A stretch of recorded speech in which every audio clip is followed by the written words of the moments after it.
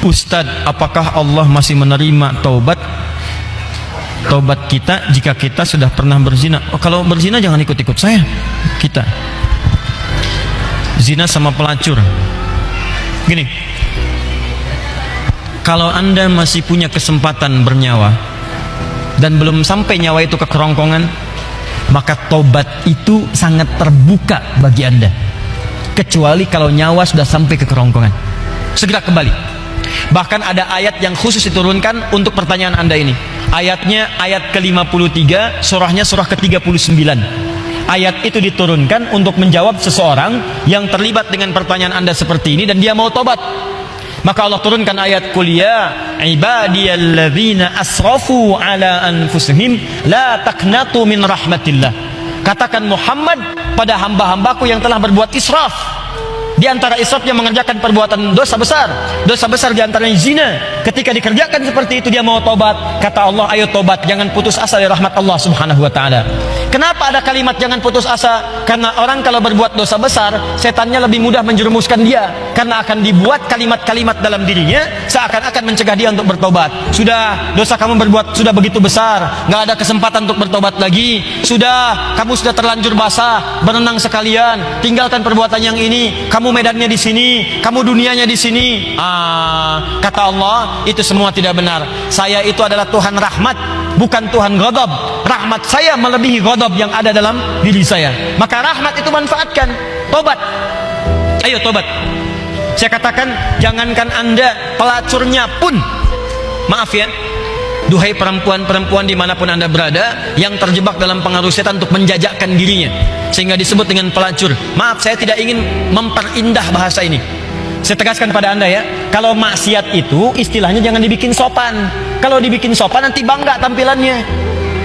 Maaf, koruptor maling, ketika dibuat koruptor dipakein jaket kuning, cuman pakai jaket, masya Allah enak banget, senyum-senyum bawa tas.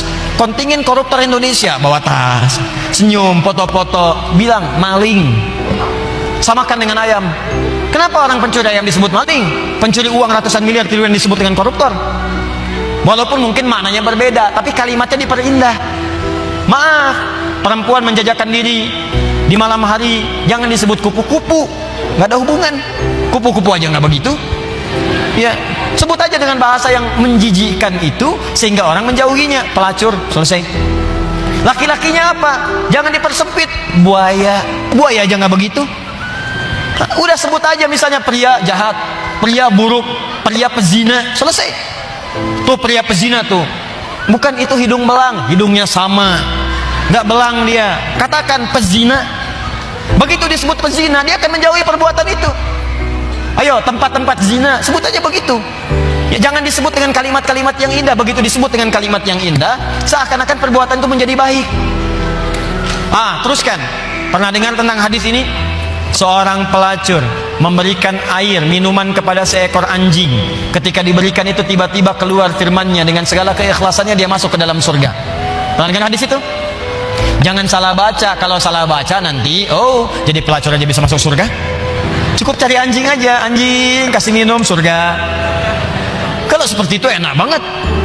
Bukan, cara bacanya adalah ketika dia memberi minuman itu, dia sadar dengan dirinya, ini anjing aja hewan najis, disebut najis, keadaannya terhina, diberikan minuman, tiba-tiba dia bisa berubah beraktivitas dengan cara yang baik. Saya manusia, bukan hewan. Walaupun saya melakukan perbuatan hina, kenapa saya tidak berubah seperti anjing ini punya energi? Dalam bahasa syariat, wahyu itu disebut dengan tuntunan air. Allah menurunkan air dari langit, membuat tanaman yang kering, tanah yang kering menjadi gembur kembali.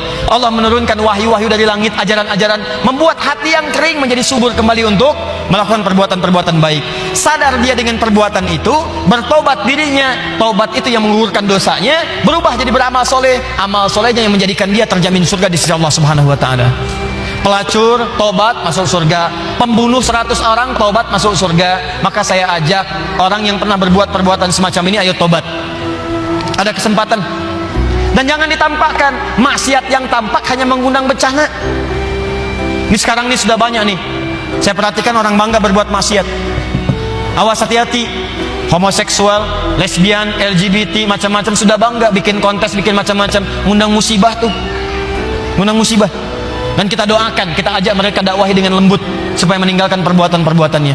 Doakan Pak. Dalam malam kesempatan hari doa, istighfar. Karena istighfar itu diantaranya bisa menahan murka Allah Subhanahu wa taala.